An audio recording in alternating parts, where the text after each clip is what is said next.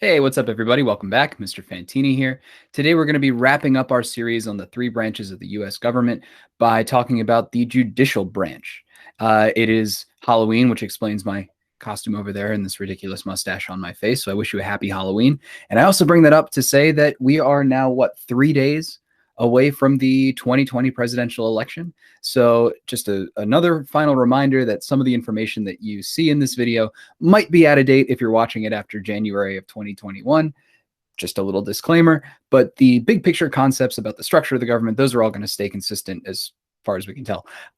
So as we talked about in the previous videos, our government is split up into three branches, right? We divided the governmental power into these three branches so that it's much harder for those branches to abuse their powers and violate the rights of the citizens. The idea behind that is that in order to really do anything, all three branches kind of have to work together. So if one branch tries to do something really messed up, the other branches can kind of try to stop it. And today we're going to be talking about the judicial branch, which in a lot of ways is kind of the last line of defense of our civil rights, as we'll see.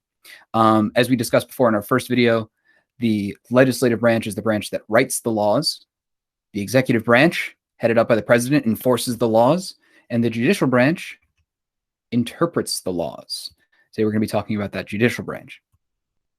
Now, in the Constitution, as we talked about in the first video, the judicial branch is laid out in Article 3, which states that the judicial power of the United States shall be vested in one Supreme Court. Now, there's more to the judicial branch than just the Supreme Court. Whenever you hear about someone committing a federal offense or a felony or being put on trial by the federal government for a major crime, those federal courts are also under the federal judicial branch. But the most visible and the highest point of the judicial branch is definitely the Supreme Court. So we're going to focus mostly on the Supreme Court in this video. Now, let's say you want to be a Supreme Court justice. You make it on the Supreme Court. You are there for life or until you retire. You're allowed to retire before you die, but you can also stay on that court until the day you die. This is pretty unique. This is the only office in the United States government that stipulates a lifetime appointment. And let's think for a minute of why that might be. For most of our other high-level offices, those positions are elected, right? So that means that after a certain number of years, after a certain term, the person who holds the position has to go back to the people and say, hey, vote for me. I did X, Y, and Z for you. Send me back to DC or to wherever so that I can keep doing a good job. Federal judges and Supreme Court justices are kind of removed from that democratic process very intentionally. You know, we like democracy. We think that our politicians and the people in power should be held accountable to what the public wants. But if there's any position that should kind of be insulated a little bit from the will of the public, it should probably be a judge. Because if you have an elected official, someone who needs to win an election to keep their job, at the end of the day, their top priority is likely going to be winning that election and keeping that job, right? Judges, probably more than any other position, need to be less concerned with what is popular and more concerned with what is right. And so the Constitution kind of builds in that lifetime appointment so that Supreme Court justices are free to make the right choice, even if it's an unpopular choice. And we can find lots of examples of Supreme Court cases throughout U.S. history where the decision that was made was not popular, for better or for worse, I guess. So let's say you want to be a Supreme Court justice. Well, what qualifications do you need to be a judge on the highest court in the land? Do you need to have been a federal judge in the past? Do you need to have tried a certain number of cases? Have you at least need to have gone to law school? Actually, in the Constitution, they list no job requirements for what you need to have accomplished in order to become a Supreme Court justice. We showed in the very beginning of this series how the Constitution breaks down and how that third article about the judicial branch is like the shortest one. It's almost like they were tired of writing and we're like, okay, well, we'll figure this out later. I'm joking a little bit, but the Constitution does not stipulate any job requirements for a Supreme Court justice, but it does stipulate a pretty stringent process for putting someone on the Supreme Court, which, as we mentioned in the past two videos, being nominated by the president and being confirmed by the Senate. So even though there are no hard qualifications that a person has to meet, the hope is that in order for someone to be picked by the president and for 51 senators to agree that they can do the job, that they should be pretty capable of doing the job. Has it always been the case in American history? You can find some examples of people who probably should not have been on the Supreme Court. That was the rationale there, is that if the Senate or 51 senators and the president agree, then you can probably do the job okay. So what does the Supreme Court of the United States do? And that's often abbreviated as SCOTUS, as you see up there at the top. SCOTUS usually hears only about 60 to 100 cases per year. Not too many, actually. especially when you consider the probably tens of thousands of cases that are heard in the United States every single year. Probably more than that, actually. I should look that up.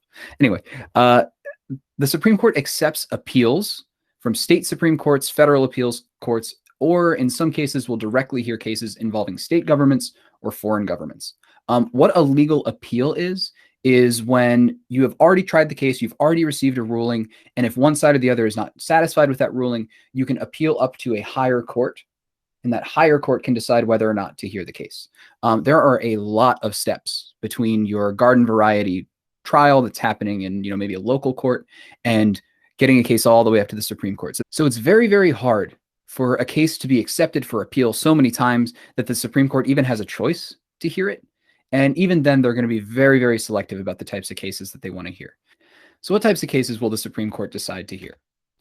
Usually, they're only going to accept cases that have broad constitutional implications, meaning if there is a big, high-profile dispute between whether or not a law conflicts with the Constitution or what someone's rights may or may not be, those are the types of cases that the Supreme Court is going to hear.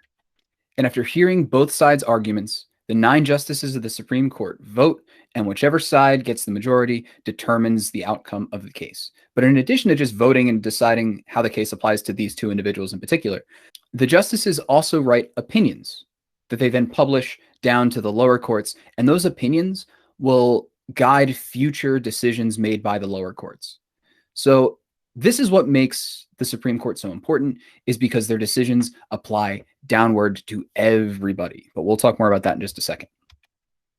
This diagram is just to kind of illustrate how hard it is to get a case all the way up to the Supreme Court. The big picture here, it doesn't particularly matter. You're probably not going to have to remember every single step on the way up to the Supreme Court. But just know that, like, if you get a really egregious parking ticket, you can't be like, I'm taking it to the Supreme Court. It doesn't work that way. You have to work your way up and appeal the case numerous times before the Supreme Court can even decide whether or not to hear your case.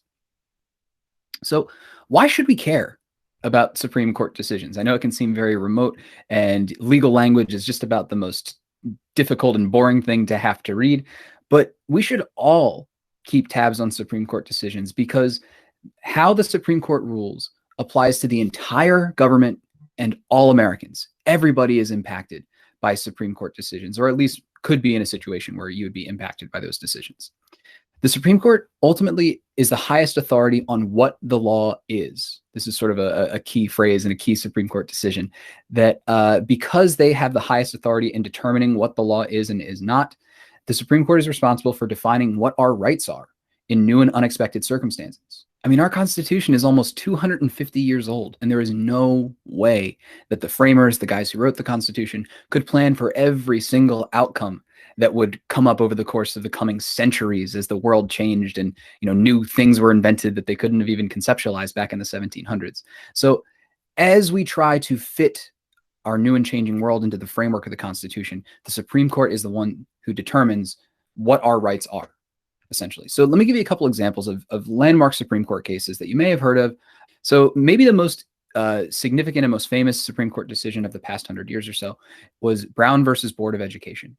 This is the Supreme Court case that effectively desegregated the United States. As we know, between Reconstruction after the end of the Civil War up through the 1960s, there were parts of the United States that remained segregated. Basically, there were separate accommodations and services for Black and white Americans. There were people who fought long and hard to try to get Congress to address this issue, to pass laws that would make segregation illegal. But in some of the states that practiced segregation, there was a voting majority who wanted to keep it, despite the fact that it was incredibly racist and violated the rights of African Americans.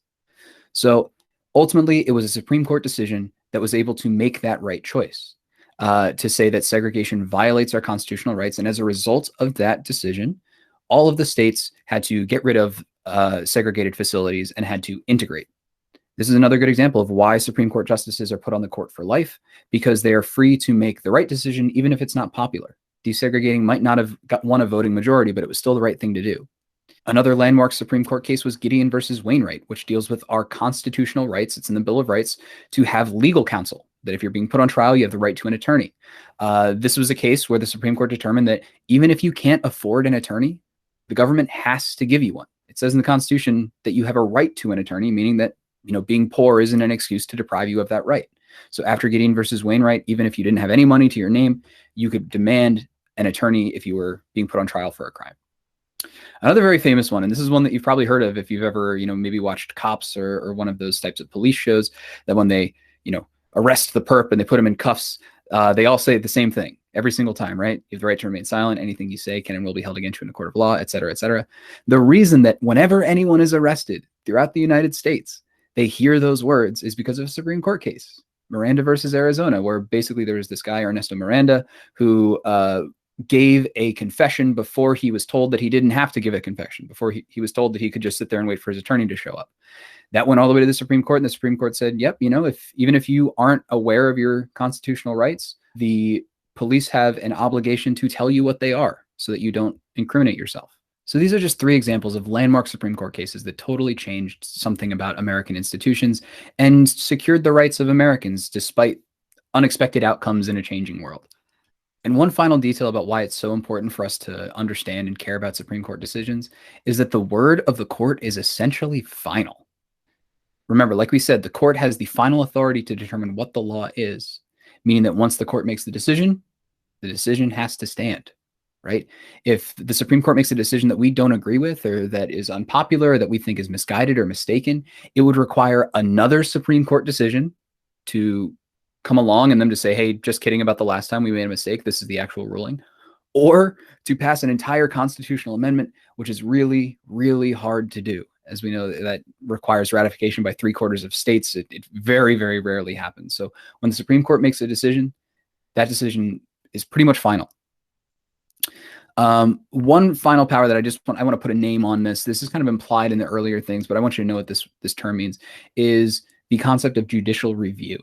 Judicial review, which is just what it sounds like. It's when the judges review a law. This is a power that's instrumental in a lot of Supreme Court cases, where basically the reason that the Supreme Court listens to a case is because there's an argument to be made that the law that was passed by Congress conflicts with the Constitution. And as we've said a bunch of times, the Constitution is the law of the land. It's the highest law in the United States. And so if we find out that a law conflicts with the Constitution, we listen to the Constitution. Judicial review is the power of the court to strike down that law and basically get rid of it. They say that's unconstitutional. Try again next time, Congress, basically. This is a power that the Supreme Court kind of gave itself in an interesting way in probably the first landmark Supreme Court case in United States history, Marbury versus Madison. That's a whole crazy, complicated case about political parties hating each other and a very dramatic transition of power back in the 1700s. I'm not going to worry too much about that right now. You can look it up on your own time if you want to. But this was the Supreme Court that basically cemented the Supreme Court's authority to determine what the law is. And that includes getting rid of laws that conflict with the Constitution. So here is the most recent photo of the Supreme Court, but this is one of the reasons why I gave the date at the beginning. This is out of date, even though I had just updated it a few weeks ago. You'll notice that this justice in the front, her name is Ruth Bader Ginsburg. She's got a little halo over her head because she passed away a couple of weeks ago. And as of earlier this week, just a few days ago, we saw the confirmation of the new Supreme Court justice. Her name is Amy Coney Barrett, in the very contentious and very controversial confirmation process. We can maybe tackle what made that so controversial later, but this is the Supreme Court as it currently stands, all 9 members. So that kind of wraps up our look at the judicial branch. I'm just going to wrap up our 3 video series with a couple of overarching concepts that apply to all 3 branches that you should just be familiar with. Now, this first one, checks and balances, this is a term that I've used a bunch of times throughout these videos, and it's kind of implied in the content that we've been studying, which is basically just what it sounds like. Because the powers are separated, there are ways that each branch can regulate the other 2 branches, right? This goes back to the concept of separation of powers. We break these powers up so that all 3 branches have to work together, and no one branch has the power to violate our rights, or at least it's not supposed to. When we talk about checks and balances, these are ways that each branch keeps the other 2 in check. For instance, if Congress passes an unjust law, the president can veto it. If the president commits a crime, Congress can impeach them. If Congress passes an unconstitutional law, the Supreme Court can review it and declare it unconstitutional and get rid of it. And then the president has the power to influence the perspectives and ideas of the Supreme Court by nominating the justices, which is then checked by Congress because they have to approve those justices. So you can kind of see how all of these branches kind of have to work together in order to make the government work. Last concept that we're going to talk about together is federalism. All right. So throughout this series, we've been talking about the federal government, the national government, the one that's based in Washington, D.C., and that applies to all 50 states. But that's not the full story. And in fact, you could argue that it's not even most of the story for in the lived experience of most Americans, because we actually have levels to our government going all the way down to your local level. Not all of our laws are passed in Washington, D.C. For example, here in Philadelphia, down at City Hall at Broad and Market, we have our own city government, where our chief executive is the mayor, who's currently Jim Kenney, and our legislature is city council. If you're watching this from another place, your city or town might have a similar structure, right?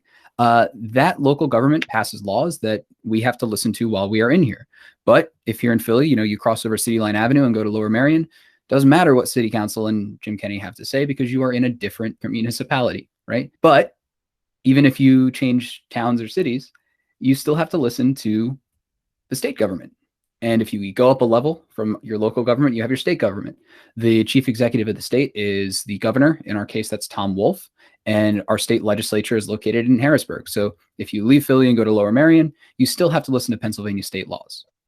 But if you go over the Walt Whitman Bridge and go over to Camden, New Jersey, you no longer have to listen to Pennsylvania state laws because you're in a different state. You listen to the New Jersey laws.